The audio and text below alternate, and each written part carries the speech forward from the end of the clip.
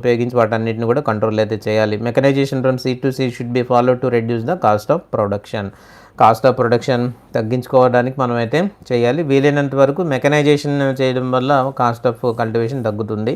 అంటే టెక్నిక్స్ అన్నీ వాడుకోవాలన్నమాట. ఇందాక నేను చెప్పాను కదా, 1000 రూపాయలతో మనకి అయిపోయింది.